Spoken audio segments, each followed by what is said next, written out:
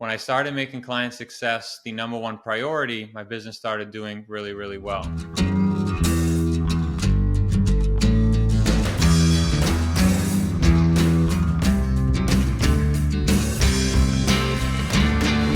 Welcome to another $4 million strategies where we help you define the key risks to help increase the value of your business. Today, we have Michaelangelo Girardi. He is of Next Gen CEOs. Our topic today is high customer satisfaction. Michaelangelo, tell us the best way that we can actually, some specific tactics that we work to create great customer satisfaction. Yeah, so we have a company value in Girardi Performance and in Next Gen CEOs where we need to make sure the client success is paramount, and we provide a world-class offer and an amazing client journey for a couple reasons. One, helps the business grow, right? I always say when I started losing sleep over my client success and not when the business would take off or not when I would have to go find new clients. When I started making client success the number one priority, my business started doing really, really well. And in terms of retention, right, increasing lifetime value of the client, if you have a high customer satisfaction, they're more likely to re-sign on the back end. So it is very advantageous from a business standpoint, and it feels good, especially in the service industry, to get referrals in from people that are constantly talking about your services and praising you and leaving you good reviews, kind of leaving that legacy a little bit in the background. Which who doesn't want to leave some of that, right? So high customer satisfaction will always come down to, are you doing everything you can and going above and beyond for the client and not just seeing them as a dollar sign?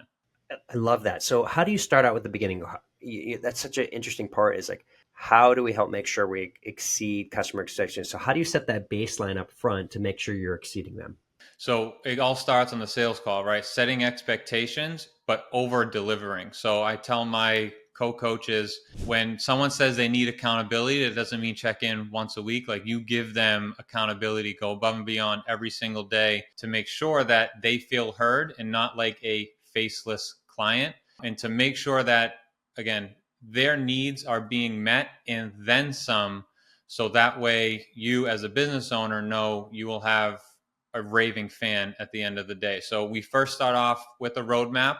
We take them through expectations. Hey, for you to get here, this is what you need to do. This is what needs to happen.